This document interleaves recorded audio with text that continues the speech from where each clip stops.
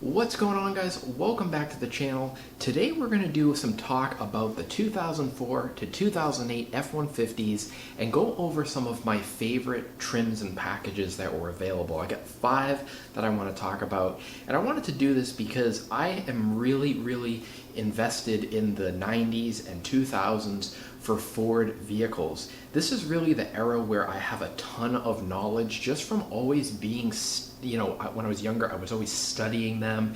I knew like this light denotes this year on this truck, and there were just so many different things that I just have up in my head, and I figured, that would be something cool to kind of bring to this channel to let me get some of this knowledge out and have some discussion about it, and also maybe share and enlighten some people, who maybe are younger and didn't grow up with this sort of stuff. So without further ado, let's get into this and go over my 5 favorite available 2004 to 2008 11th Gen F150s. So starting off here in no particular order is the 2008 F150 Harley Davidson edition.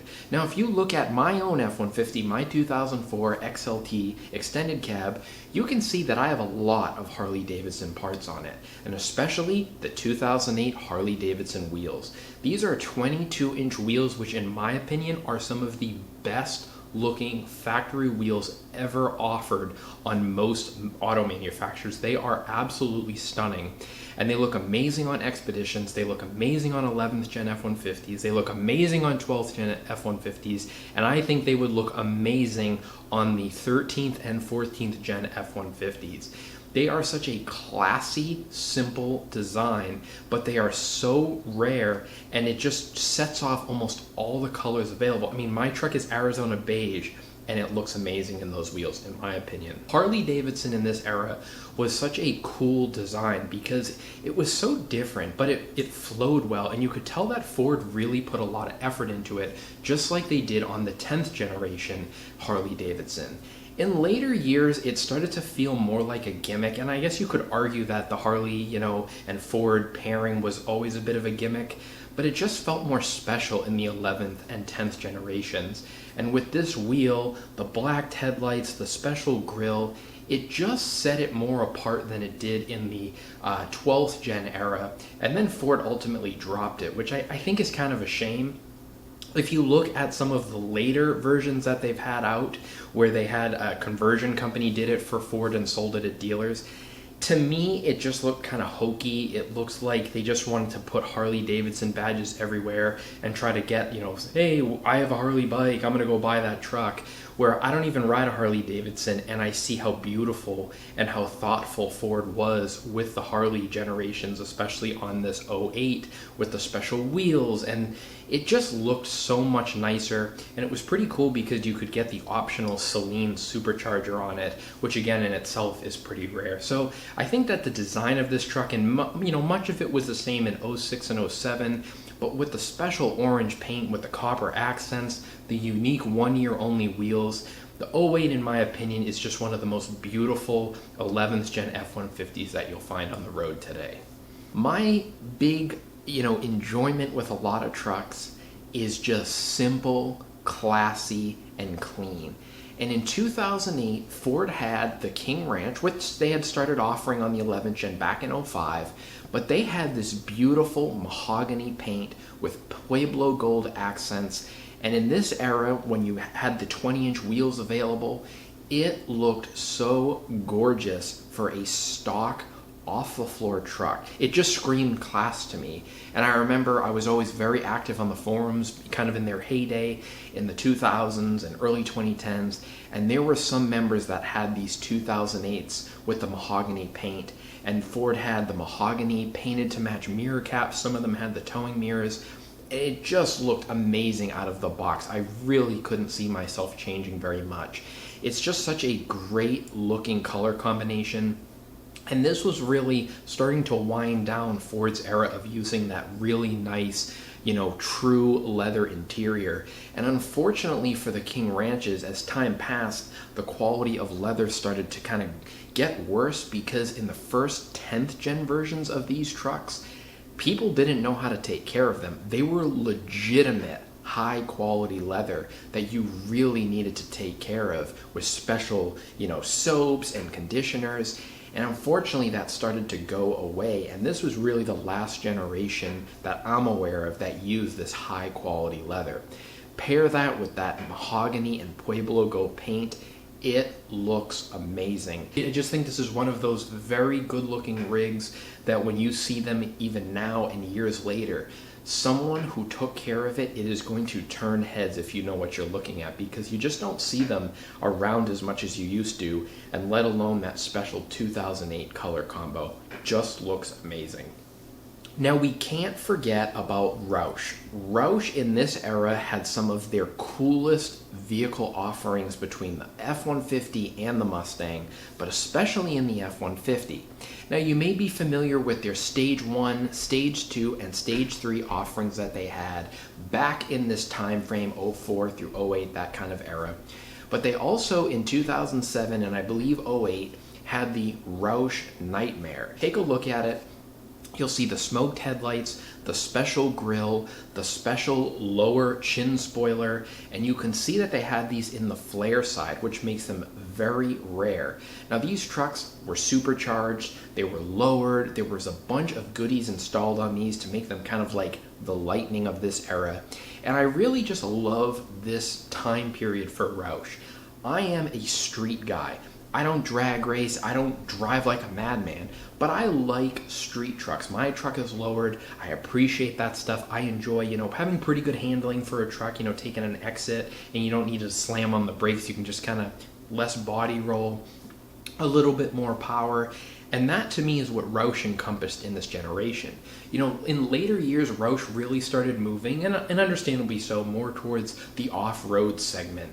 And that's really what's become popular. But this generation really focused on the street, and the FX2 based Roush Nitemare was really just encompassed all of that stuff. It took a lot of the later painted to match options and some of those kind of niceties that developed through the middle and end of the 11th gen trucks, and really created something that is very rare, and I think as time goes on is going to continue to go up in value.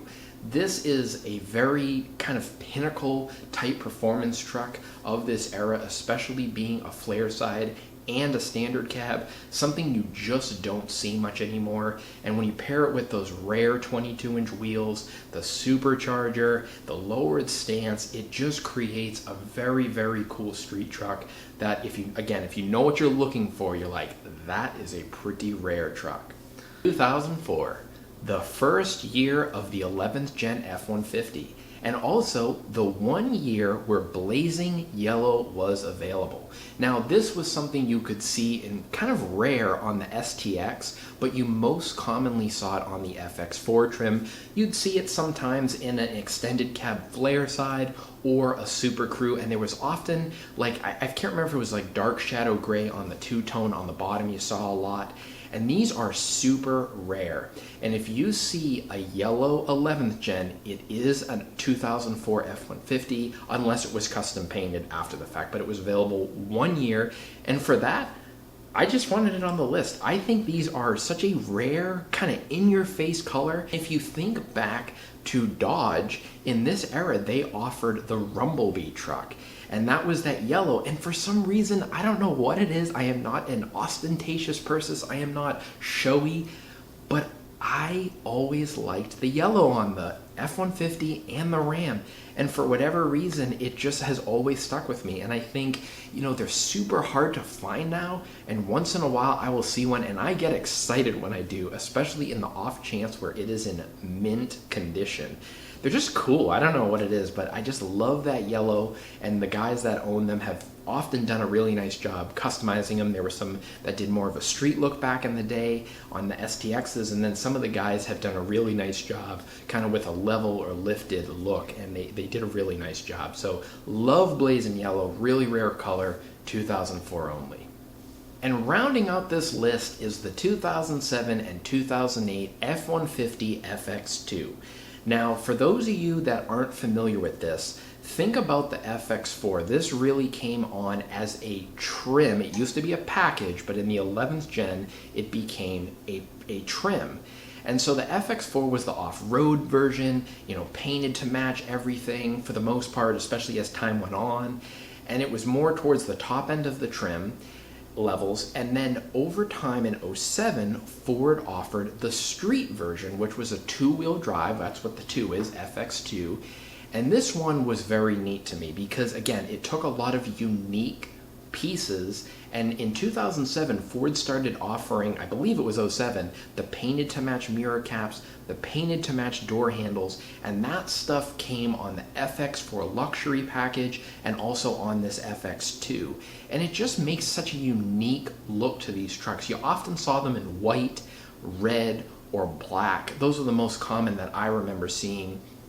And it was just kind of a really cool street-oriented truck. They had a really nice kind of dark shadow gray grille, the gray headlights, and it just looked really nice and tasteful the way it was. The painted to match options, I think, always looked very classy to me. And in these later years, that's where Ford really started getting it away from the black textured plastic on everything and started offering everything to be painted.